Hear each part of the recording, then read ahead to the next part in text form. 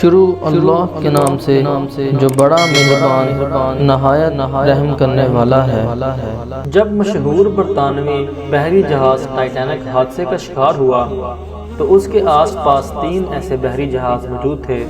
جو ٹائٹینک کے مسافروں کو بچا سکتے تھے۔ سب سے قریب جو جہاز موجود تھا اس کا نام سیمسن تھا، اور وہ حادثے کے وقت ٹائٹینک سے صرف 7 میل کی دوری پہ تھا۔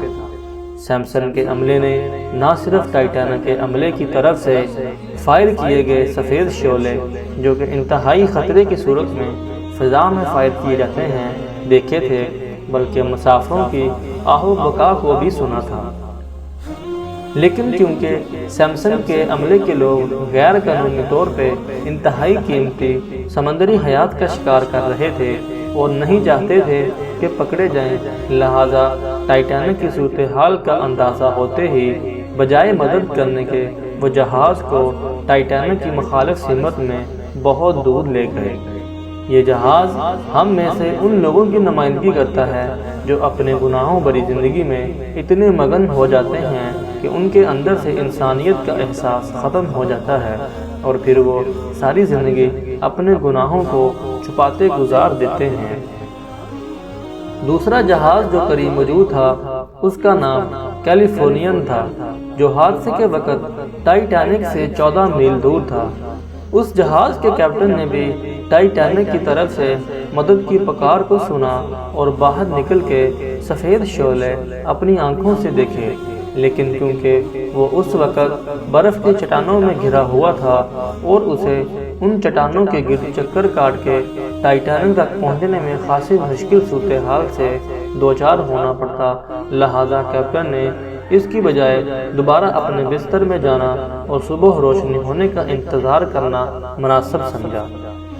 صبح جب وہ ٹائٹینک کی لوکیشن پہ پہنچا تو ٹائٹینک کو سمندر کی تہہ میں پہنچے 4 گھنٹے گزر چکے تھے، اور ٹائٹینک کے کیپٹن ایڈورڈ اسمتھ سمیت 1569 افراد موت کے گھاٹ اتر چکے تھے۔ یہ جہاز ہم میں سے ان افراد کی نمائندگی کرتا ہے جو کسی کی مدد کرنے کو اپنی آسانی سے مشروط کر دیتے ہیں، اور جب تک حالات حق میں نہ ہوں کسی کی مدد کرنا اپنا فرض نہیں سمجھتے۔ تیسرا جہاز کارپیتھیا تھا جو ٹائٹینک سے 68 میل دور تھا۔ اس جہاز کے کیپٹن نے ریڈیو پہ ٹائٹینک کے مسافروں کی چیخ و پکار سنی۔ صورتحال کا اندازہ ہوتے ہی باوجود اس کے کہ یہ ٹائٹینک کی مخالف سمت میں جنوب کی طرف جا رہا تھا، اس نے فوراً اپنے جہاز کا رخ موڑا اور برف کی چٹانوں اور خطرناک موسم کی پرواہ کیے بغیر مدد کے لیے روانہ ہو گیا۔ اگرچہ یہ دور ہونے کے باعث ٹائٹینک کے ڈوبنے کے 2 گھنٹے بعد لوکیشن پہ پہنچ سکا، لیکن یہی وہ جہاز تھا جس نے لائف بوٹس پہ امداد کے منتظر ٹائٹینک کے باقی ماندہ 710 مسافروں کو زندہ بچایا تھا اور انہیں بحفاظت نیو یارک پہنچا دیا تھا۔ اس جہاز کے